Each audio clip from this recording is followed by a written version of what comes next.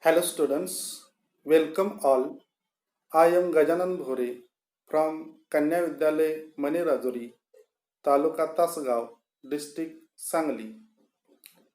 Students, today we are going to learn an imaginative story which would have been happened in the year 21,057, means after 150 years later. The children in those days, they didn't know about schools, teachers, and printed books. So they are eager to know about books, schools, and teachers. The eagerness of the children is telling in this story means विद्यार्थिनींनो ही एक imaginary story आहे म्हणजे काल्पनिक कथा आहे. या काल्पनिक कथेमध्ये 2157 रोजी घडलेली घटना सांगितलेली आहे. म्हणजे 150 वर्षानंतर मुलं शिक्षण कोणत्या पद्धतीने घेत असतील याची माहिती यामध्ये दिलेली आहे. त्याच पद्धतीने त्या काळामध्ये मुलं ही ऑनलाईन पद्धतीने शिक्षण घेत असणार, टेलिबुक्सचा वापर करत असणार, मेकॅनिकल टीचर हे त्यांना ऑनलाईन पद्धतीने शिकवित असणार. त्यामुळे या मुलांना छापील पुस्तके, शाळा, शिक्षक याबद्दलची खूप उत्सुकता आहे. अशी ही एक काल्पनिक कथा या ठिकाणी दिलेली आहे. चला तर मग बघूया ही काल्पनिक कथा काय आहे. The name of the imaginary story is The Fun They Had. Margie even wrote about it that night in her diary on the page headed 17 May 21,057. She wrote, "Today Tommy found a real book." Next paragraph. It was a very old book. Margie's grandfather once said that when he was a little boy, his grandfather told him that there was a time when all stories were printed on paper. They turned the pages, which were yellow and crinkly, and it was awfully funny to read words that stood still instead of moving the way they were supposed to on a screen, And then, when they turned back to the page before, it had the same words on it that it had when they read it at the first time. Next, "Gee," said Tommy, "what a waste. When you are through the book, you just throw it away, I guess. Our television screen must have had a million books on it, and it's good for plenty more. I wouldn't throw it away." "Same with mine," said Margie. She was 11 and hadn't seen as many telebooks as Tommy had. He was 13. Students, in this paragraph, there is conversation between two children, Margie and Tommy. Margie, in the first paragraph, says that Margie even wrote about it that night in her diary on the page headed 17th May 21,057. She wrote, "Today Tommy found a real book." Means मार्गीला रोजनिशी लिहायची सवय होती. त्या रोजनिशीमध्ये मार्गीने तिच्या डायरीमध्ये त्याविषयी लिहिले देखील. तो दिवस म्हणजे 17 मे 1957 या शीर्षकाखाली तिने लिहिलेले होते की Tommy found a real book, म्हणजे टॉमीला आज खरेखुरे पुस्तक गवसले. ते पुस्तक कसे होते? It was very old book. ते अत्यंत जुने पुस्तक होते. आणि Margie's grandfather once said that when he was a little boy, his grandfather told him that there was a time when all stories were printed on paper. मार्गीच्या आजोबांनी मार्गीला सांगितलेले होते की ते ज्यावेळेला लहान होते त्यावेळेला त्यांच्या आजोबांनी त्यांना सांगितलेले होते की त्या काळामध्ये कथा ह्या प्रिंटेड होत्या, म्हणजे छापलेल्या कथा होत्या. असा अनुभव मार्गीला एकदा तिच्या आजोबांनी सांगितलेला होता. They turned the pages which were yellow and crinkly, and it was awfully funny to read words that stood still instead of moving the way they were supposed to on a screen. म्हणजे मार्गीला पुस्तक सापडल्यानंतर मार्गी आणि Tommy यांनी ते पुस्तक चालण्यात सुरू केले. ते पुस्तक पिवळे आणि चुरगळलेले असे होते. ते पुस्तक पाहून त्यांना खूप आनंद झालेला आहे, कारण ते सदैव पुस्तक स्क्रीनवरती म्हणजे कम्प्युटरच्या पडद्यावरतीच पाहत होते. And when they turn back to the page before it had the same words on that they had when they read it in the first time. त्यांना खरेखुरे पुस्तक आणि संगणकाच्या पडद्यावरती दिसणारे पुस्तक यातील अक्षरे समान वाटू लागली. मात्र संगणकावरील पुस्तक आणि छापील पुस्तक यांच्यामध्ये त्यांना फरक जाणवू लागला. हे पाहून टॉमी म्हणाला, घी सेड टॉमी, म्हणजे अरे रे. टॉमी म्हणाला त्या पुस्तकाकडे बघून, व्हॉट अ वेस्ट, खरोखरच किती हे वेस्ट असं असणारं पुस्तक आहे, म्हणजे याचा काही उपयोग नाही. When you are through with the book you just throw it away I guess.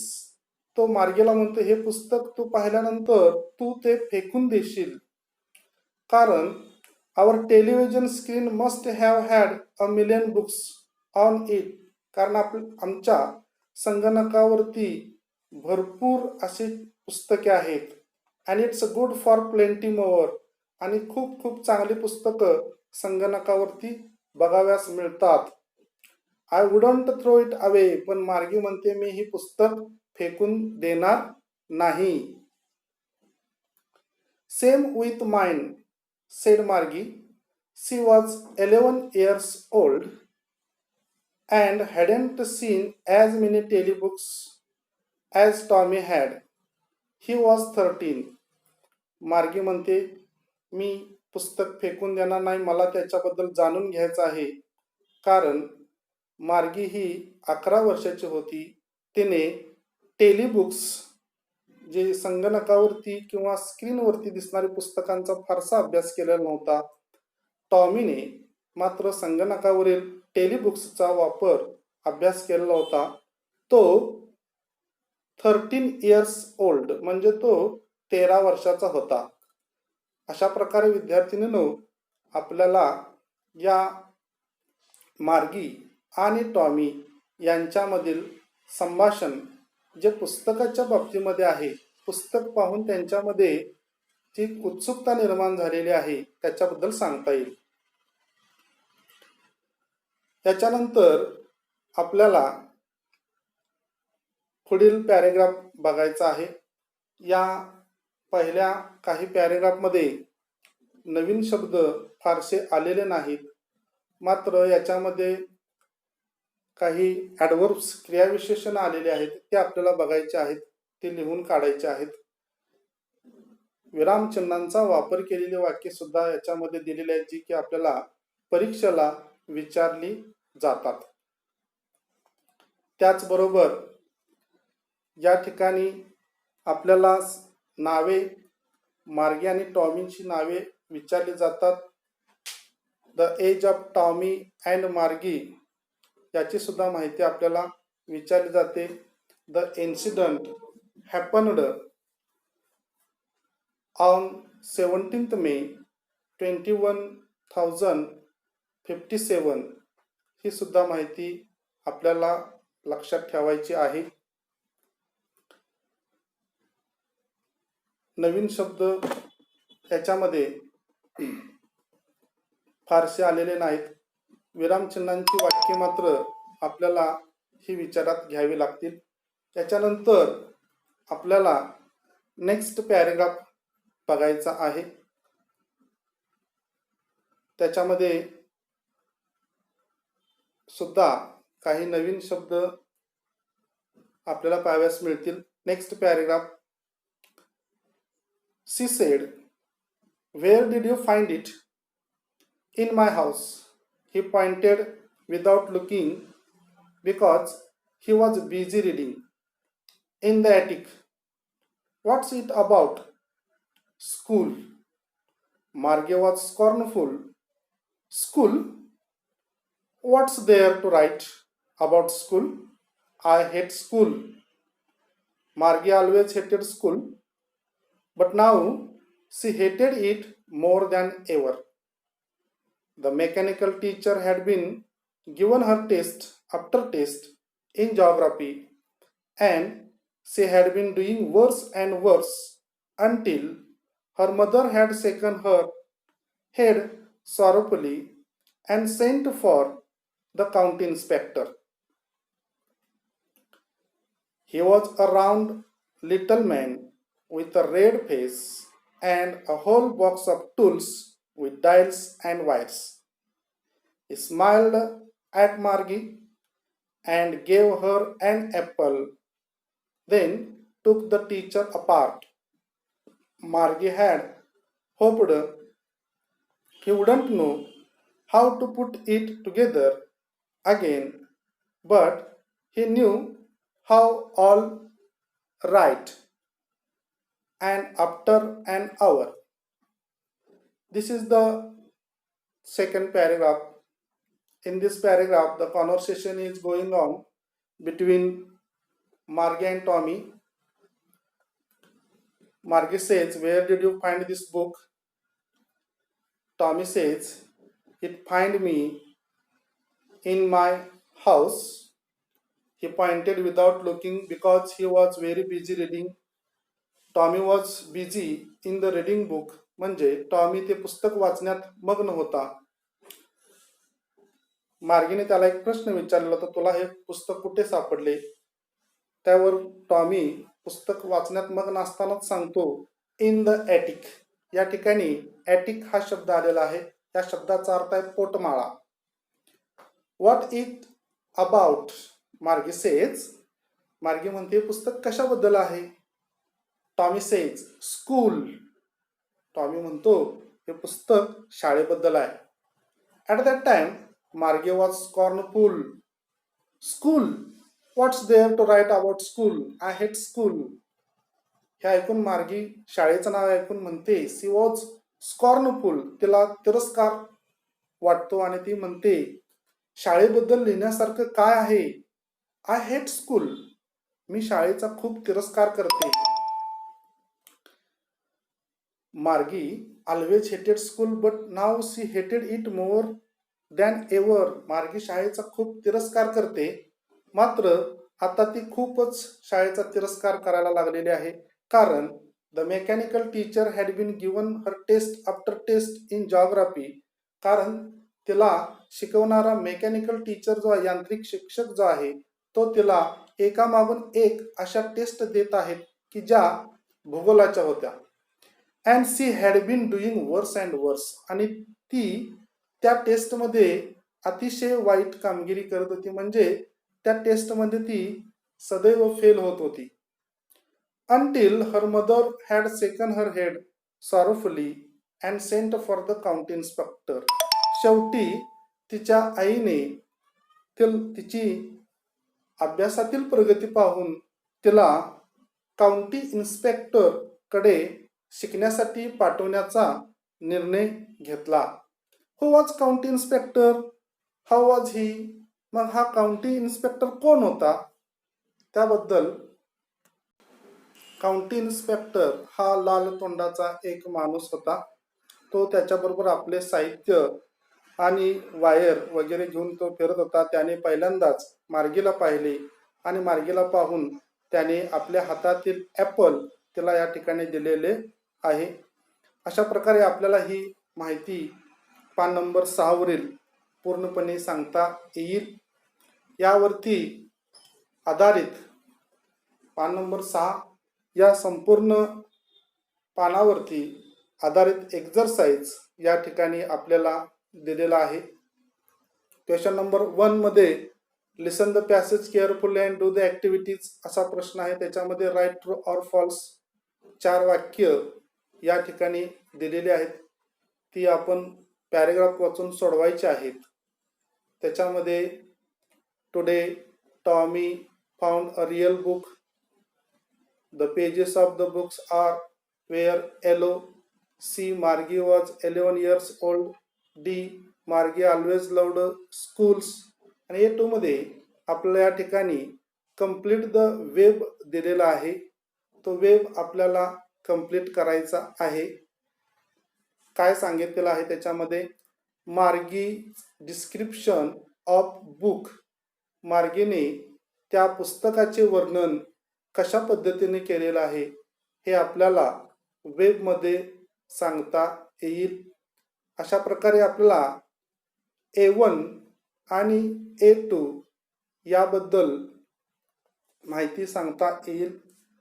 A1 मध्ये A1 हा प्रश्न आपल्याला परीक्षेला 2 मार्काला विचारला जातो. त्याच पद्धतीने A2 देखील प्रश्न परीक्षेला आपल्याला 2 मार्कासाठी विचारला जातो. याच्यानंतर आपल्याला A3, A4 आणि A5 याबद्दलची माहिती बघायची आहे. A3, A4 आणि A5 हे सुद्धा प्रश्न आपल्याला 2-2 मार्काला परीक्षेमध्ये विचारले जातात. A5चा जो प्रश्न आहे तो आपल्याला पर्सनल रिस्पॉन्स क्वेश्चन म्हणजे आपल्याला स्वतःचं मत, आपल्याला काय वाटतं याबद्दल लिहायचा असतो. चला तर मग आपण उर्वरित एक्झरसाइज जो आहे त्याची माहिती घेऊया. A3 मध्ये आपल्याला match the meaning with the words हा प्रश्न बघायचा आहे. Match the following words with their meanings. 2 columns are given there.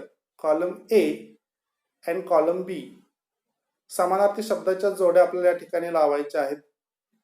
First real, second crinkly, third same, fourth अवेफुली.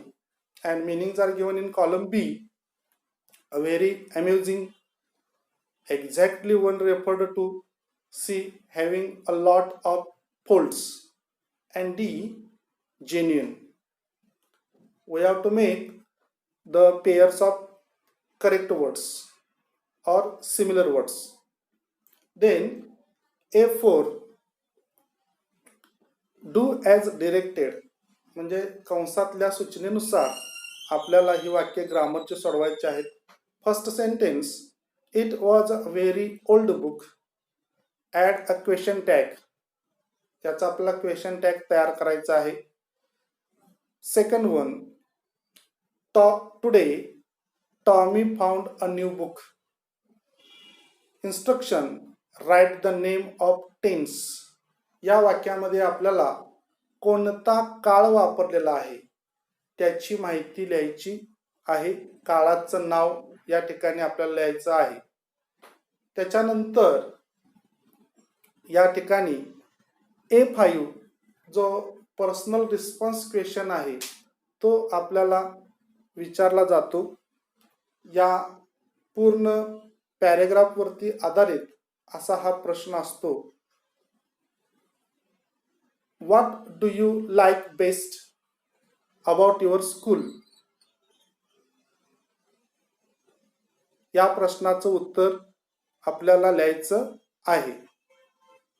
अशा प्रकारे आपल्याला या द फन दे हॅड या कथेची माहिती सांगता येईल. Thank you. धन्यवाद.